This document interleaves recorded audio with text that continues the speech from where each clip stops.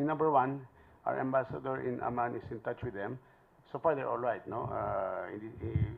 None is reporting that they got physically hurt or injured because of these attacks. Because they're not, yung attacks nun, yung sinasabi nyo, are not where the foreign nationals are situated waiting to cross.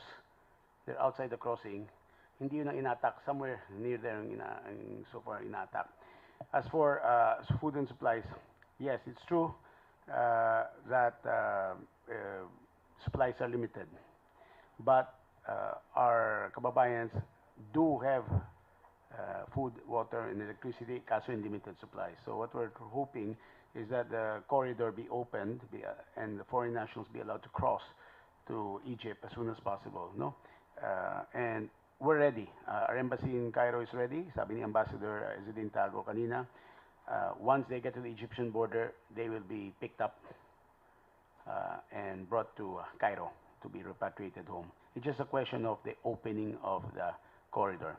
And right now, it's still closed, but the Israelis have always said it could be any day now.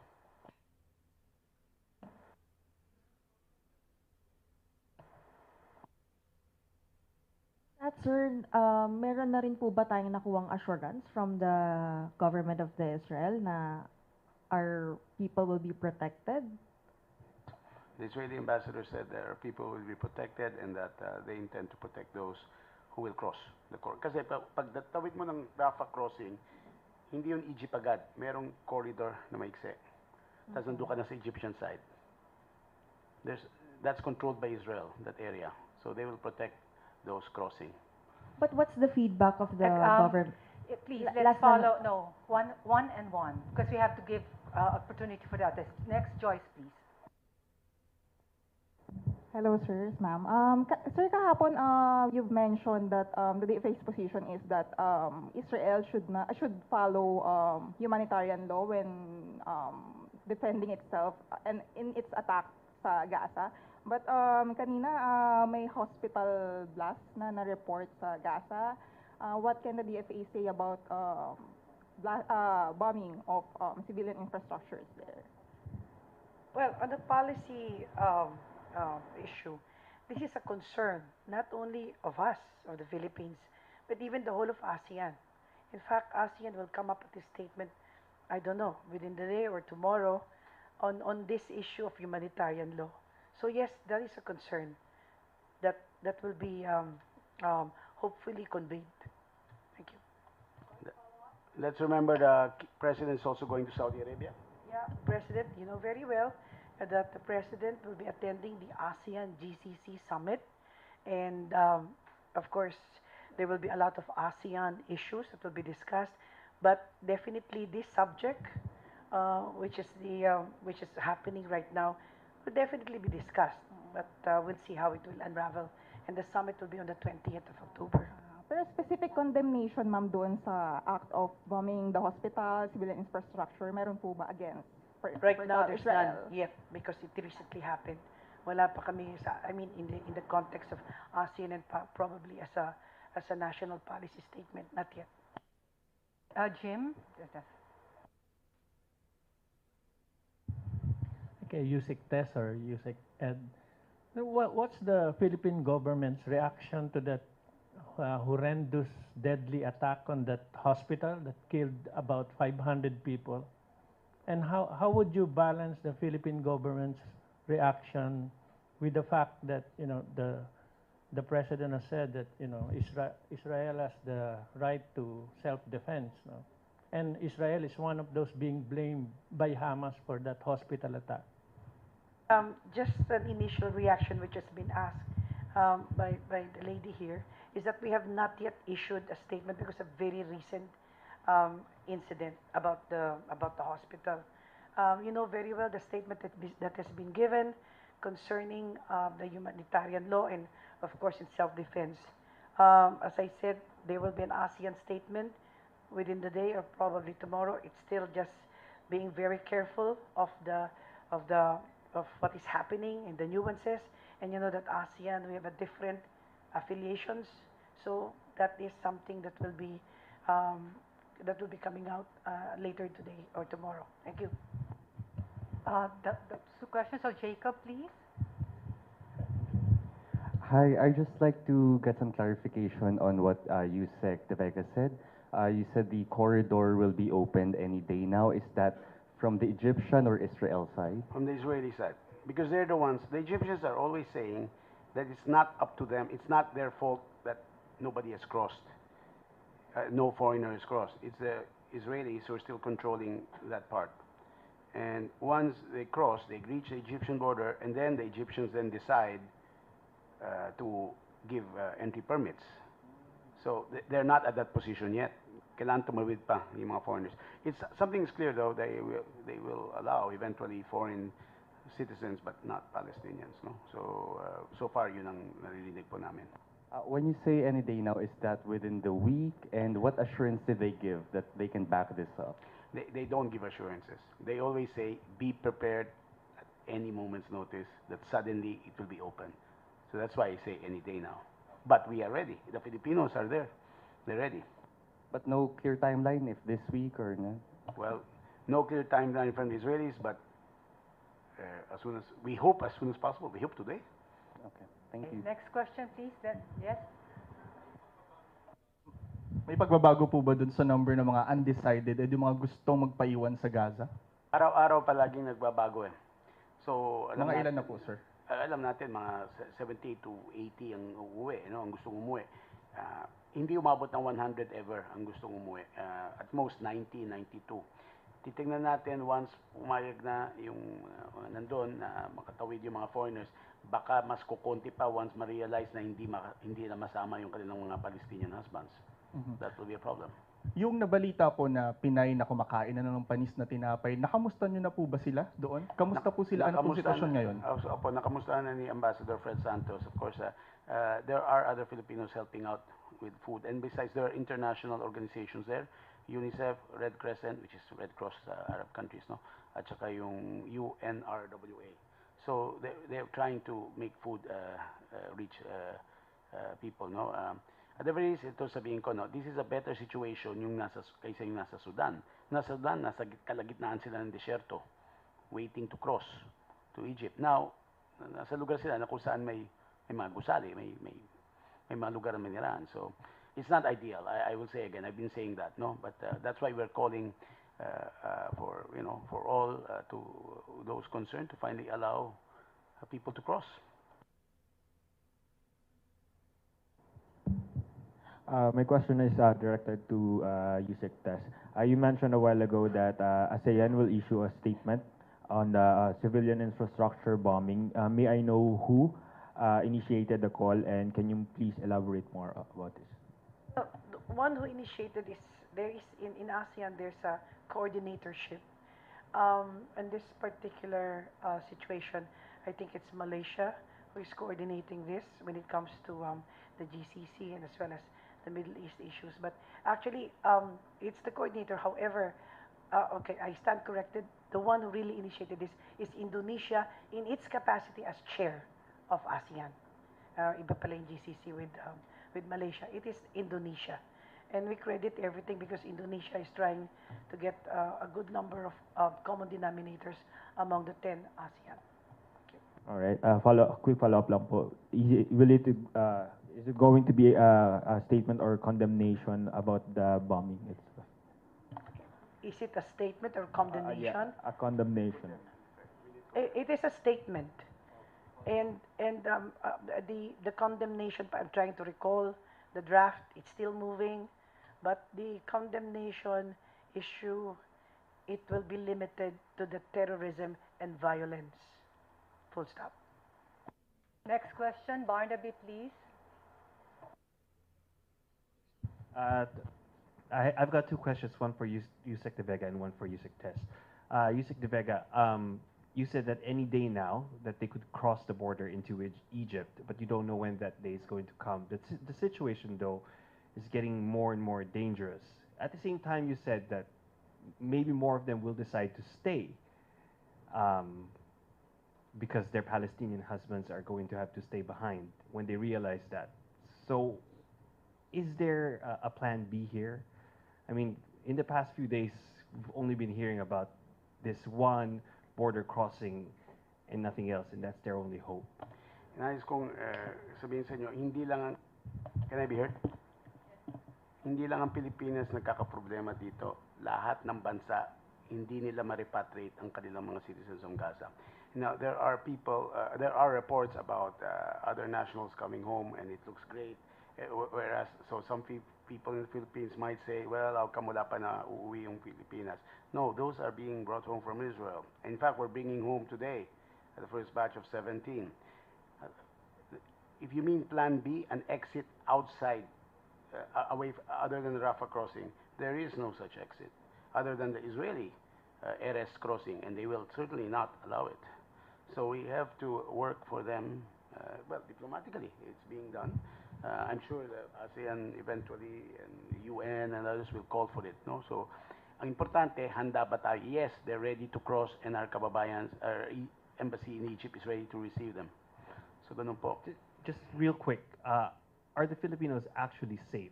Because you said that the areas at the Rafah crossing that's being bombarded are the areas where foreign nationals aren't present.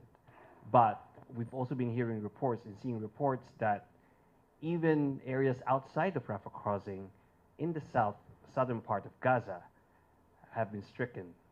So far, our embassy is saying the Filipinos reporting they're safe and there's no attacks in their areas. But again, we can't guarantee, well, come on. That's why we issued alert level 4. No place is 100% safe. But the Israelis said, sinabi nila, leave northern Gaza and the city of Gaza. So that meant that that's where they're going to concentrate their attack zone. So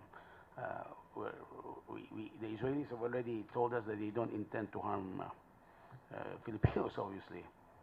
So we're counting on that. Two questions. In the next round, yeah, for those who are in the next round.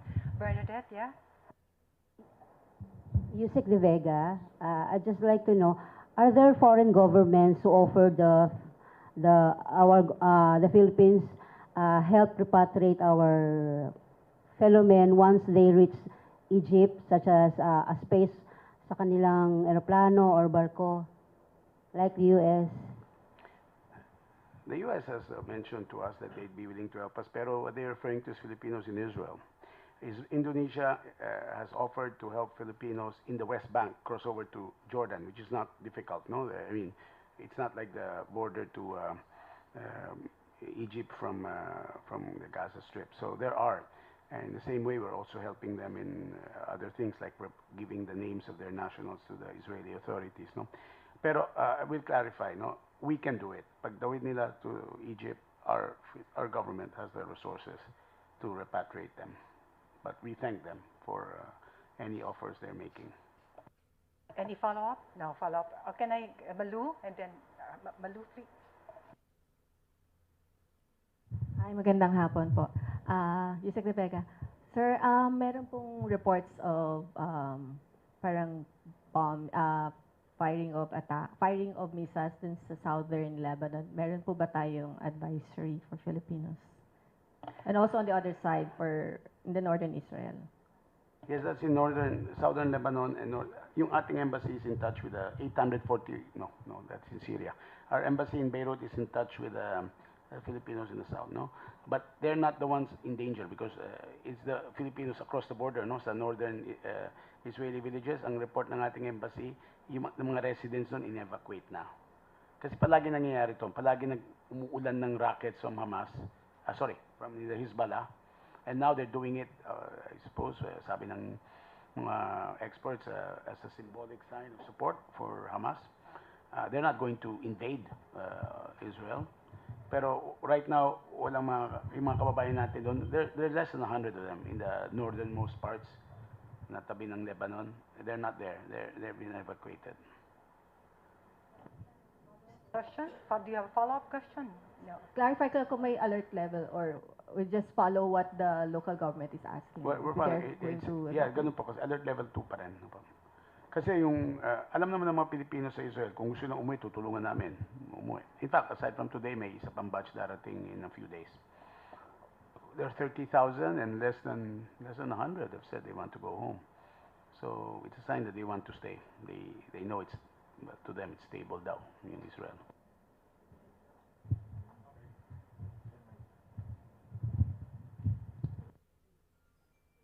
Hello. Sir, I'm sorry for clarification lang po. From what I understood earlier, the Egyptian government is okay with opening the border, but it depends on the Israeli side. So what do you mean by that? Like it's controlled by military ba or what? They're saying that it's not them who closed. As far as their side of the crossing is, it's open, except the exit from Gaza direct towards Egypt is not controlled by them. It's controlled by Israel. So, ganun po. Of course, Egypt also does not want to receive a flood of foreign refugees. So, ang gusto nila, pag may puputang dayuhan na foreigners, including Filipinos there, igagarantiya ng ating embahada, ng ating pamahalaan, na uuwi sila o alis sila ng Egypt. No? So, we have issued that. Sir, last question. There's an attack on the southern part. This happened despite the warning, the advisory from the Israeli side that the warning just on the northern side. So are we confident or do we trust the Israeli government that they wouldn't attack the civilian? Thank you. Promise they won't attack the civilians. By the way, we want to clarify yung sinasabi namin. We don't want it to be given the impression that we don't care about loss of civilian lives. No? We've always said we don't want civilians to be hurt anywhere. No? So your question is, are we confident that? Well, that's what they're saying. So we're confident in their promise that they will protect Filipinos.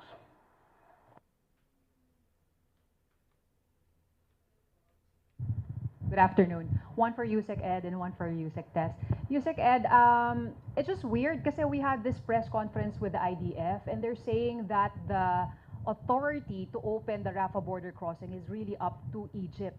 So just a clarification on that. And also the DMW said they are validating reports that there was an OFW who was also abducted, one of the hostages. Do we have info on that? There's always the possibility, we don't have confirmation, there's always the possibility that three of them have been abducted. There's always a possibility. We don't have the information. One of them has an Israeli passport, that much we know. Two others, one man, one woman, are definitely OFWs, all right? We don't want to say that they're abducted, we have no confirmation. Now, as for yung sinasabi nyo, well, let's put it this way.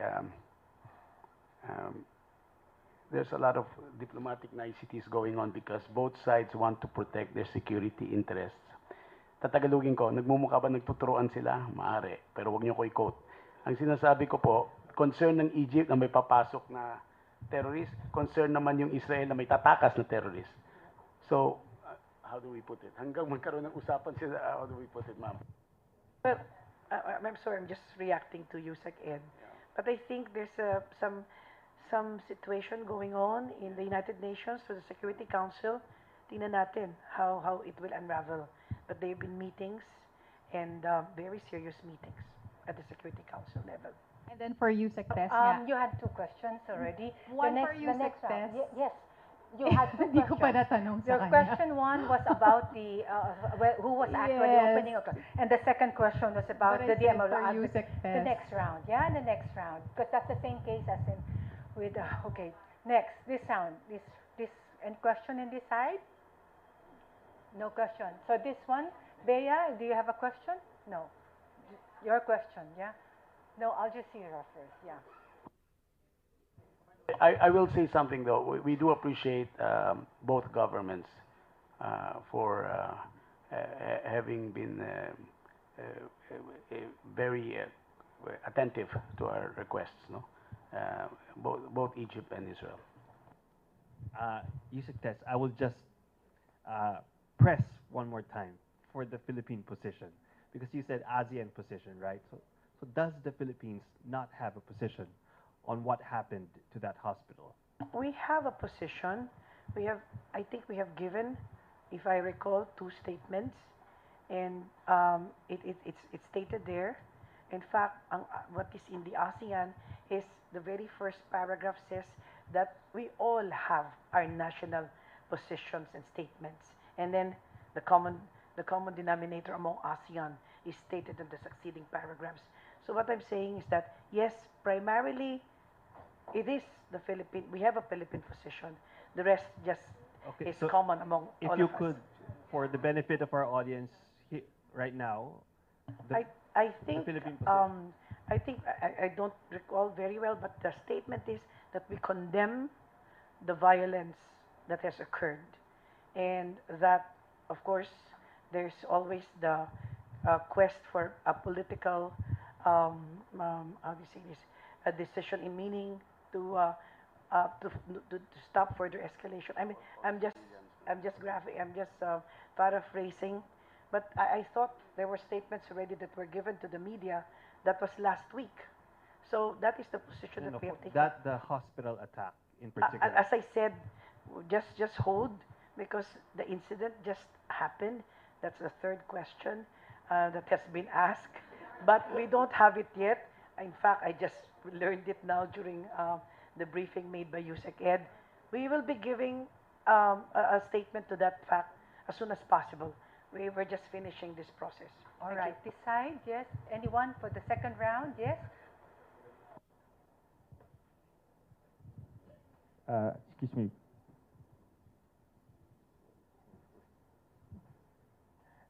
Excuse me po. Here. I'm here. With the recent development, especially the civilian infrastructure bombing and the evacuation order for the 1.1 million civilians in the northern Gaza, will it affect the Philippine position regarding with what's happening in the Gaza Strip? What is the question? I think sabihin ng question na will it affect our position? The position, because USIC test mentioned that a week ago we are condemning the violence perpetrated by the Hamas. But with the recent development, especially the civilian bombing, which is allegedly done by the Israeli side, I'm asking if it would affect the position of the Philippines. I'm sorry for smiling. The reason I smiled is all of you are trying to get Yusek Lazaro to make a statement, which we cannot. But anything we say will be consistent with what we said before. Protect civilian lives. We respect Israel's right to self-defense. We condemn the acts of terrorism committed. Now acts of violence, they're wrong. But any direct statement on this has to come yet. Again, same answer to all the questions. Just hold, and we'll give you the proper, appropriate statement. Okay. You are very imaginative. Any more questions? Any more questions? Yes. I'm just so sorry to press this again.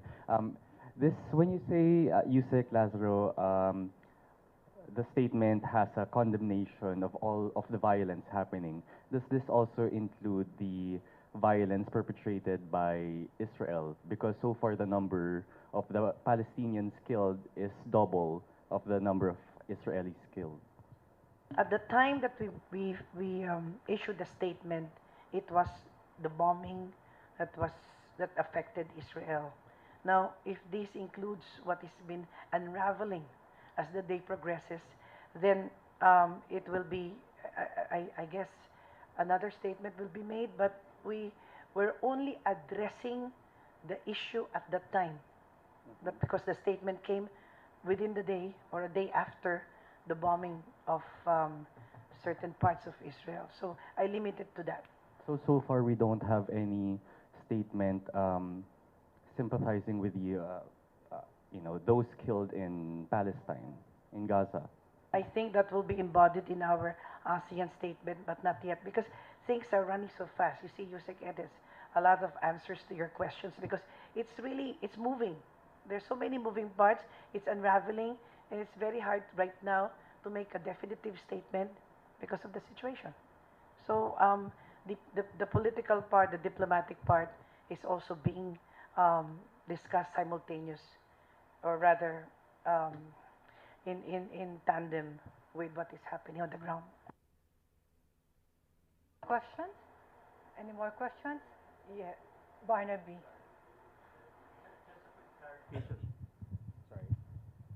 just a quick clarification on the number, because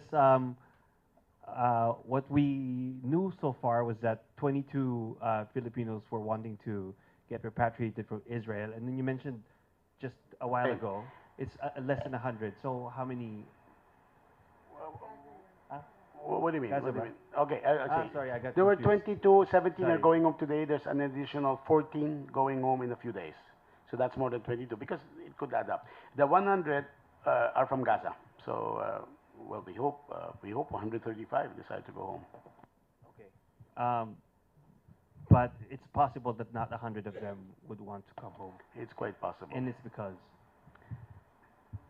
It's because the despite, Palestinian despite spouses the will remain. escalating violence, Sabi nila, that's their home. Sabi nila, both sides, yung Filipinos living in Israel and Filipinos living in Palestine, are used to this, unfortunately, this, how shall I say, this cycle. It happens every year. So they're not leaving their countries, of their host countries. Some will. All right, if there are no more questions, we'd like to thank USEC Tess Lazaro and USEC Ed De Vega for answering all of your questions, and we'd like to thank you too for joining us in this briefing. Thank you.